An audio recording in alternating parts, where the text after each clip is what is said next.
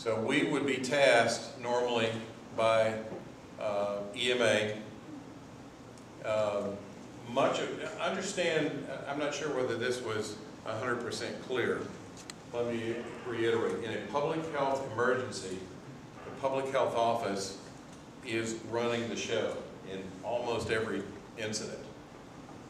This being a public health emergency, keep in mind that the instructions, the tasking will come from public health. Where does Gwinnett EMA fit into this?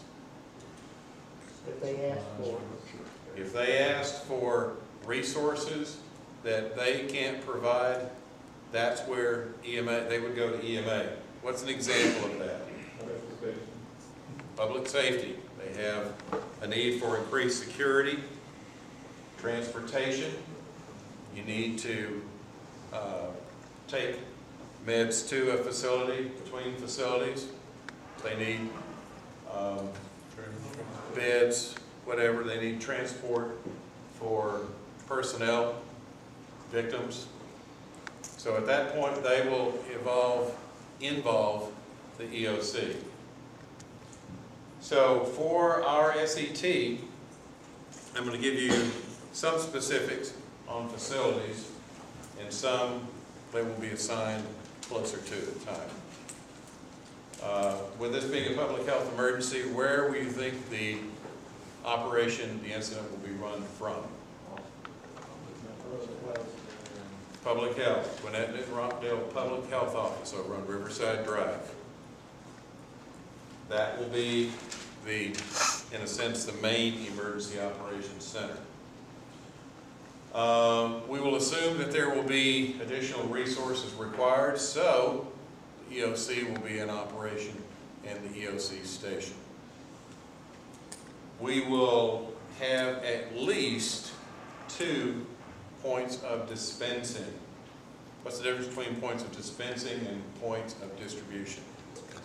Dispensing is drugs, Dispensing distros, is grocery. Distribution is Grocery. food, other resources like that, other food, clothing, shelter, not shelter, but food, clothing, things like that.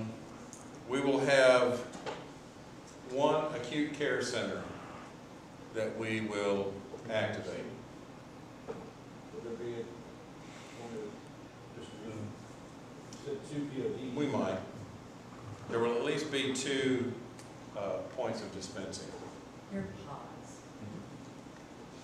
I'm hearing PODs and all sorts of things. They're either pods of dispensing or they're pods. Just We'll use pods. And we will have 1 NEHC. Do you remember what that stands for, since we're using plain English in ICS? Neighborhood Emergency Health Center. Health center. She had it right, I had it wrong. What'd you say? Health center.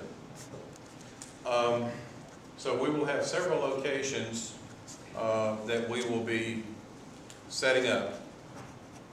A couple of them are going to be kind of fun. Others will be, you just get an opportunity to exercise your skills.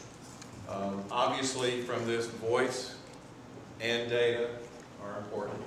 Thanks to everybody. How many do we have tonight? 20-something people came in early for the digital briefing. Thank you. Hope you will go home now. If you went away with nothing but questions, start asking those questions. There are people who will be glad to help on that. What are the digital modes we're using? I'm going to go ahead and probably give a little bit more information than I originally intended. FL Digi will be our digital mode for this exercise. David. We'll have our FL Digi Net tomorrow night, 8 o'clock, 443.775. I'll be running that. Anybody join us over there at 8 o'clock or 9 o'clock, whenever you get in tomorrow night. So tomorrow night will be the first opportunity to practice with FL Digi on the air. That's going to be on the repeater, the UHF repeater that is located up Logan Road. Okay, what's that frequency again? 443.775. 775. Starting what time? 8 o'clock. 8 o'clock. And we'll probably start more with configuration tomorrow night Hands down, road. to messaging. Right. You're gonna have plenty of opportunity to learn a lot between now and then. And Thursday night, we'll do it at 8 o'clock. We may use a different repeater if we get someone else to hit a different repeater. And then Friday night, if we need to get on there, and Saturday, we'll play with it again. So there'll be plenty of opportunities. Just listen to the repeaters and ask if there's going to be a net, we'll be there. The idea behind this is, you know, we're not cheating and MT63. David, should we just go ahead and do it on 075 so everybody can get an opportunity? Yeah, we can do it on Do it on 075. 075 so everybody gets the Well, opportunity now. Yeah, we'll do 075 tomorrow night, Thursday night. Friday, we'll do UHF on the other repeaters. Good plan. Okay. So, new plan there, 075 tomorrow night. Yeah. Post this stuff on the Yahoo group. Okay. yeah, So I wanted to handle that right. that's fine.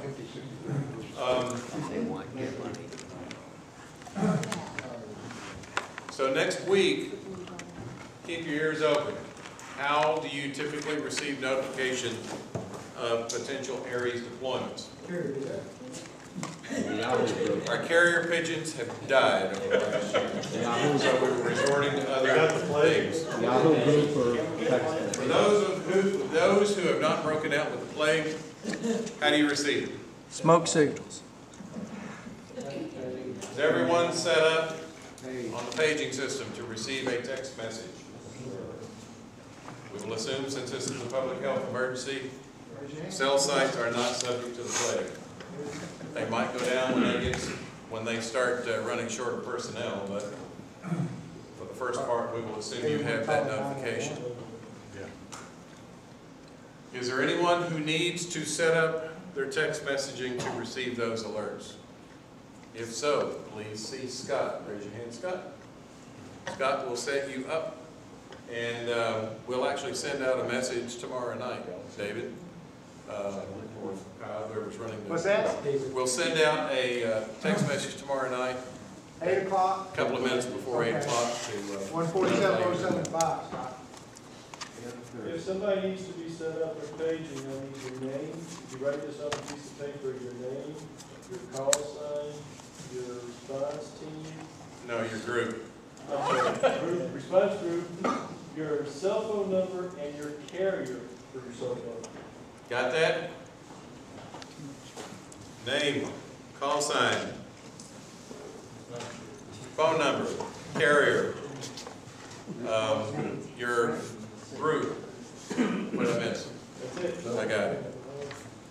Glad I don't have to remember that on the side. Frequencies. Any question on frequencies for the S.E.T.? Yeah, what are they gonna be? On the list. They will be any number of frequencies on our list, posted on the Gwinnett ARES website. When was the last time that was used? Probably 6 to 9 months ago, because we updated a few things on that. I think we updated some of the simplex and simplex frequencies for sure. There was a couple of corrections on, mainly corrections on neighboring repeaters, but we will be only using Gwinnett repeaters and frequencies.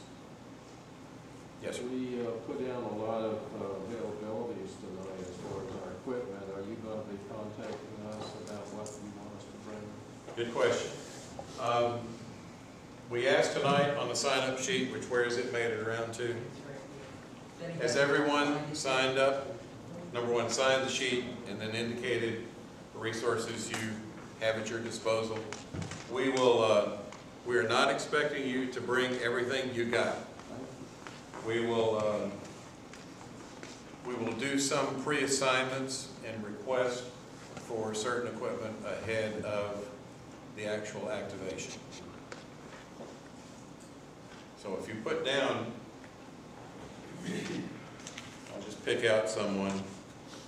Jeff says he can do portable FL Digi. We're now expecting him, if he's called upon, Jeff, bring your portable FL Digi setup. So if you put something down on here and you're not 100% yet with it, please practice. Portable meeting and global. Portable meaning portable, but you can. This If is you don't have any of the equipment on the list, we're gonna have lots of stations that already have, some of the places that already have everything already there, so don't feel like if you don't have any of this equipment that you shouldn't come. Because Absolutely. Everybody, yeah, there'll be plenty of equipment. Come on. And we want, when you're on site, it's not going to be David, Kyle, Hal, who are digital experts operating the equipment. They may help provide some of the equipment at the site, but we want everyone to have an opportunity to get a flavor for using it. Don't worry if you make a mistake. This is training. Do not worry if you make a mistake. This is how you learn. Who has not participated in an S.E.T before? You're new to ARES or a new ham? Got a few people. Are all of you who raised your hand, are you planning on participating this time? Are you able to? Good deal, good deal. Let me just get a kind of a show of hands from the group here tonight. Who are planning to participate? Please raise your hand.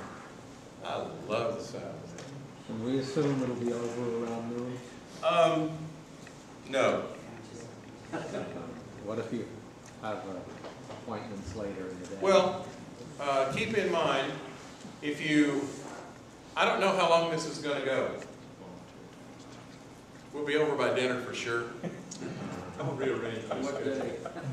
But you probably won't get to go to Golden Corral on Saturday morning. Doug's going to be disappointed.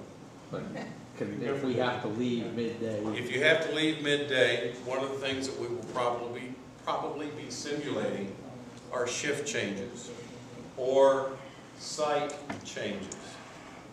You may initially go to a site, we may ask you to go to another site during the exercise to simulate either being reassigned or a shift change.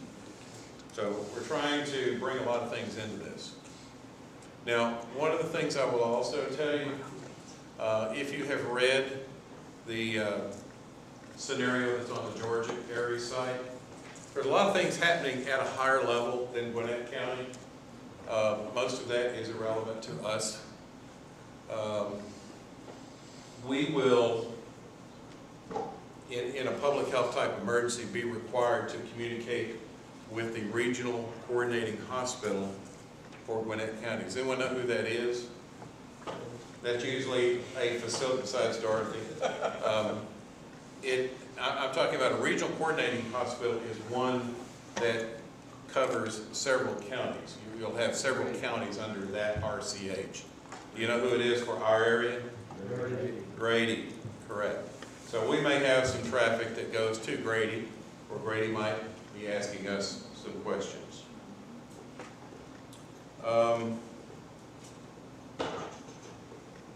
Here's an important question. If you had to deploy tonight, raise your hand. How many of you could do it? Very good. Very good.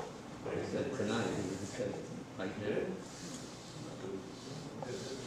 It's good. I thought you could. I was disappointed. All right, very good. As you know, last year we had a terribly disappointing participation, and I think I've probably hounded everyone all through the year to encourage you to participate. Do remember, since I saw such a show of hands, I don't think it's an issue for people here, but if asked, remember we had the additional requirements for maintaining deployable status this year, that you have to participate in 2 qualifying field events. I hope everyone has got at least one under their belt, and this may be your second one, but I think most people already have more than one event, and you'll need your 2. Opportunities for other events between now and end of the year might get a little slimmer as we start getting into the holidays. So there are still several things that you can do. For those of you that were at the last GARS meeting, had someone invite hams to participate in supporting communications at the UGA games. Bill, I know, has been to the last 2 home games. He could probably tell you the score that Georgia won. But you may not get to see the game, but for most locations, you do get to see an awful lot of the game. I think he was at a perch that he could oversee the whole place. But Bill recorded 2 different events because, you know, that's real stuff there. Do you realize that they activate the Athens-Clarke County EOC for every Georgia home game? Well, 100,000 people, half of them drunk, half of them crazy, half of them rabid fans are there. Well, they fall into one of those.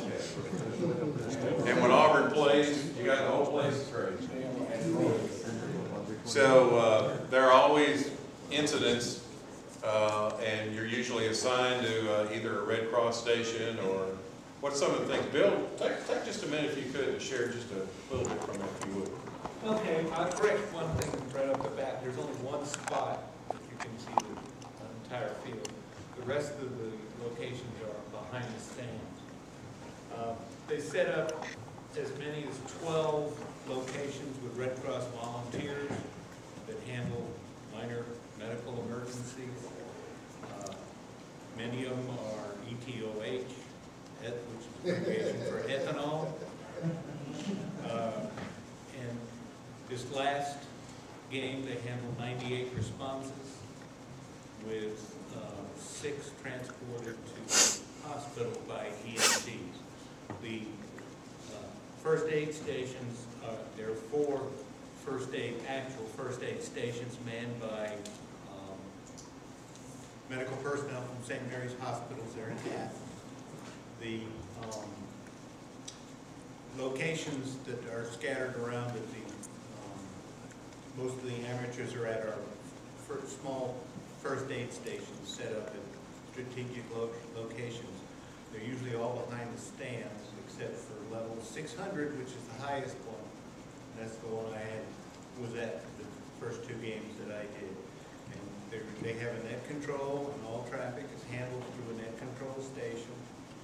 And like I say, with 98 responses, traffic can get kind of hectic, especially under the section where the students were sitting. I think they probably had close to a third of the responses for the student section.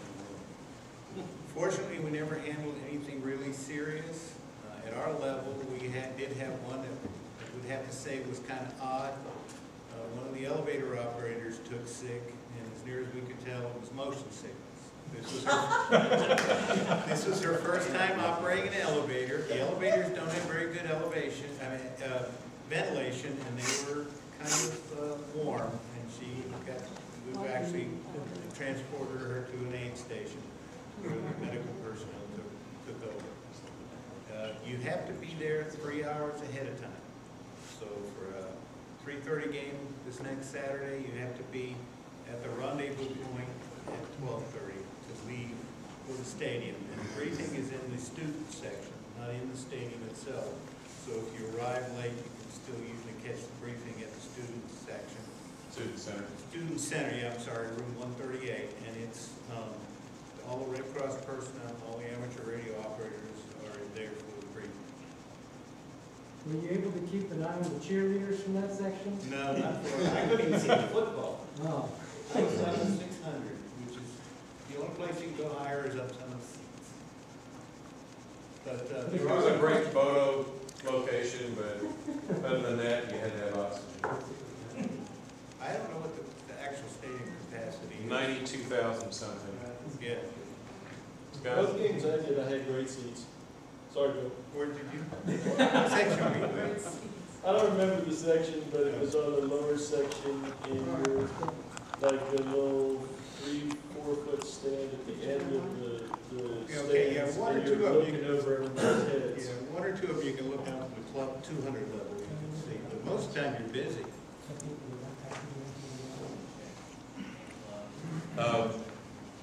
Our safety officer gave us a briefing on PPE, but in all likelihood, we're not going to be wearing gloves, masks. We might be wiping down our radios. That might be a good idea anyway. Don't know where all these radios have been. Do we need to bring on that stuff? So you'll, no, PPE, any PPE that we need will be provided. If you want to bring hand sanitizer, that's something you can bring on your own and probably have around your house, or should have. Any questions? Hal's going to mention a couple of things, but any questions? Scary. Hey, we'll have fun with this. Very typically, in every previous year, we've tried to go somewhere for lunch after this, usually like a Golden Corral or someplace, and do a debrief. I think we'll do that again this year. There's an awful lot of good information comes out of the debrief. You know, we try to capture what went well, where we need to improve, what you enjoyed, what you didn't, and on and on and on, lessons learned, etc. So we'll probably have more information about that. If you can plan to join us immediately after we secure a breakdown, then please plan to do that. All right, with just a few minutes left, Hal's got a couple of things he wants to close with. Yeah. Will we be getting informed from our group leader or from training ops person or? TBD. Yeah, it'll be clear. Your instructions will be very clear. Yeah. Remember, be on alert for any instructions on activation or pre-nets, anything you need, starting early next week. Watch the Yahoo group. Watch the Yahoo group. We'll start to disseminate some information there as well. Is there anybody who's not on the Gwinnett ARES Yahoo group? No? Okay. Take a look at it every day and you'll probably see some information there as well. All right. So one of the other things I wanted to add, we said you didn't have to bring any equipment if you didn't have any. I would like everybody to bring a kind of like a personal radio operator's kit. You know, things like headphones if you've got them. You know, can have like a, what is it, 1/8 inch jack with a converter to a 1/4 inch jack. That'll handle pretty much any radio out there. You know, headphones, and a lot of these places we're going to need them. So go ahead and put that into a kit. You know, pencils, pens, paper, a couple of, you know, pints of water, put them in there. You know, your HT, if you got an extra HT, stick it in there. Your battery packs, or just remember to bring your primary one.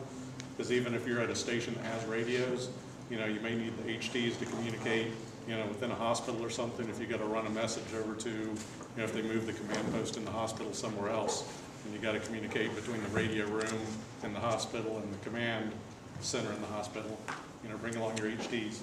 Anything else y'all can think of that would be handy to have along? I understand the HT in that situation.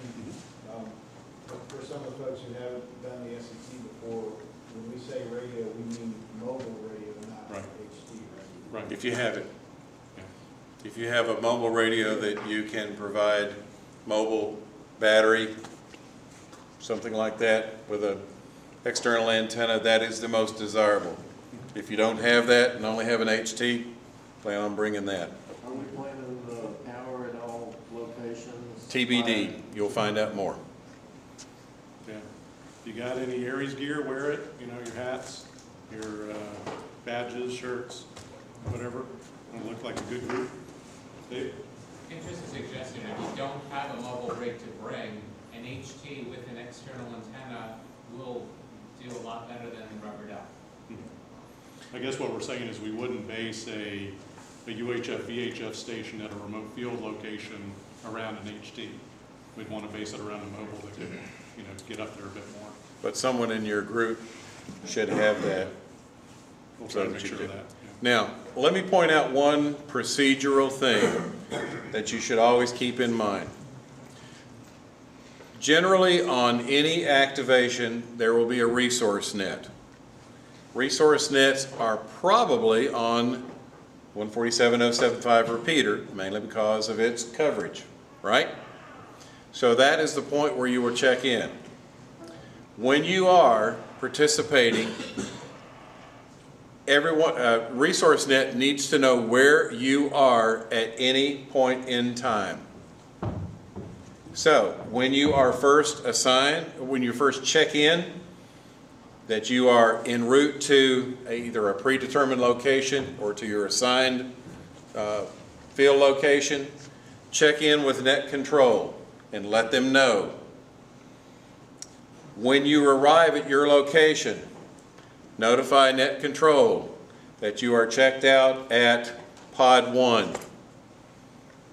If you are required to leave that site, you will check in with Net Control and the ResourceNet and let them know you are checking out of Pod 1, you are en route to the acute care center. And at the end of the exercise, make sure that you check out with Net Control. We don't want to be locating one or two people and wonder if they fell in a ditch somewhere. Any questions on the check-in and check-out and movement procedures by radio? Yes, there will be the Net Control on the ResourceNet. There will be always the Net Control and the ResourceNet. And you wouldn't be checking out with the Net Control on the FLD or something like that? Correct. You will only check in, check out, any movement through the ResourceNet Net Control. Any questions on that?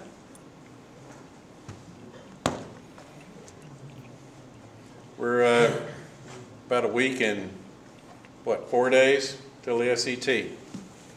Got some time to learn some new things between now and then, and look forward to everybody coming out and having a good time. This is as much fun or more fun than a dog show. And that's hard to believe that you can have more fun than at a dog show. All right, thanks everybody for coming out. If you have any questions during the week, please feel free to ask. Put your chairs up under your table. I sent an email out with a schedule on digital management.